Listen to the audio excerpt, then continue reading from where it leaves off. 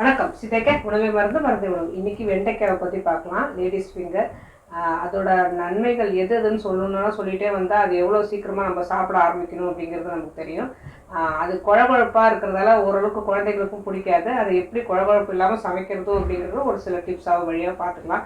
முக்கியமாக வெண்டைக்காய் வந்து நம்மளோட சிறுகுடல் கட்டுன்னு சொல்கிற சிறுகுடலோட நன்மைக்கு ரொம்ப, அதாவது ஏன்னா சிறுகுடல்ல இருந்தால் நம்ம சாப்பிட்ற சத்துக்கள் எல்லாமே உறிஞ்சப்பட்டு நம்ம உடல்ல சேருது. அதனால சிறுகுடல்ல உள்ள நல்ல பாக்டீரியா வளர்கிறதுக்கு ரொம்ப உதவியா இருக்கிறது இந்த வெண்டைக்காய். அடுத்தது வந்து வெண்டைக்காய் சாப்பிட்டா மூளை வளரும்னு சொல்லுவாங்க இல்லையா, ஏன்னா அந்த குழகுழப்பு வந்து வெண்டைக்காய்க்கும் இருக்கு அப்படிங்கிறதால. அதே சித்தர்கள் வந்து இதுல வந்து கந்தக சக்தி நிறைய இருக்கிறதால அந்த பவர் வந்து மூளை பிரெயின்ல உள்ள நர்வ்ஸ் எல்லாம் நல்லா ஸ்டிமுலேட் பண்ணி ஞாபக சக்தியை அதிகரிக்கும் அப்படின்னு சொல்கிறாங்க. முக்கியமாக ப்ரெக்னென்ட் லேடிஸ் வந்து நிறைய வெண்டைக்காய் சாப்பிடும்போது அவங்களுக்கு வயிற்றில் வர்ற குழந்தைகளுக்கும் சரி அவங்களுக்கும் சரி அந்த அந்த கந்தக சக்தி, ஃபோலிக் ஆசிட் இது எல்லாமே சேர்ந்து குழந்தை நல்ல கருவில் உள்ள குழந்தை வந்து நல்ல வளர்ச்சி அடைகிறதுக்கு அந்த கருவில் உள்ள குழந்தையோட மூளை வளர்ச்சிக்கு ரொம்ப சிறந்தது அப்படின்னு சொல்கிறாங்க இந்த வெண்டைக்காய்.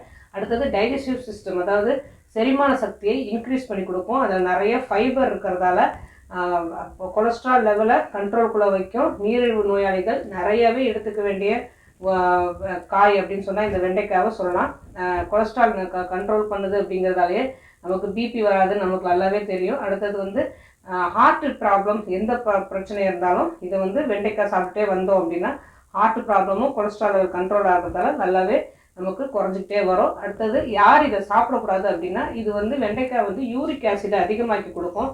ஸோ கிட்னி பிரச்சனை இருக்கிறவங்க, யூரிக் ஆசிட் அதிகமாக பிரச்சனை இருக்கிறவங்க வந்து இது ஒரு சித்தவரத்தனை அணுகி இந்த வெண்டைக்காவை எவ்வளோ குறைக்க முடியும், எவ்வளோ சாப்பிடாம இருக்கலாம், யூரிக் ஆசிட் சரியாக லெவலுக்கு வந்த பிறகு தான் இந்த வெண்டைக்காவை திரும்ப நம்ம சாப்பிட ஆரம்பிக்க முடியும். இதே ஒரே ஒரு டிமெரிட், அதாவது இது வெண்டைக்காய் சாப்பிட்றதால வர தீமையில் முதல் தீமையாக இந்த யூரிக் ஆசிட் அதிகமாக கொடுக்கறக்கூடிய தன்மை வந்து இந்த வெண்டைக்காய்க்கு இருக்குது. அதனால் கிட்னி பிரச்சனை இருக்கிறவங்க கண்டிப்பாக ஒரு சித்த மருத்துவர் அணுகி சாப்பிட்லாமான்னு கேட்டுட்டு தான் இதை சாப்பிடணும்.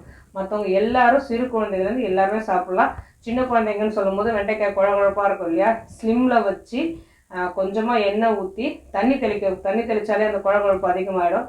அதனால் மோரில் உள்ள தண்ணி இருக்குது இல்லையா, அந்த தண்ணியை தெளித்து அதை வேக வைக்கலாம். ஸ்லிம்மில் மூடி போட்டு வேக வச்சுட்டே இருக்கும்போது இந்த வெண்டைக்காய் வந்து நல்லா வதங்கி அதாவது மோர் தண்ணியில் ஊற்றும் போது அந்த வெண்டைக்காய் வந்து நல்லா வெந்து நல்லா வதங்கி அந்த குழகுழப்பு சுத்தமாக இருக்கவே இருக்காது. நிறையவும் போடக்கூடாது.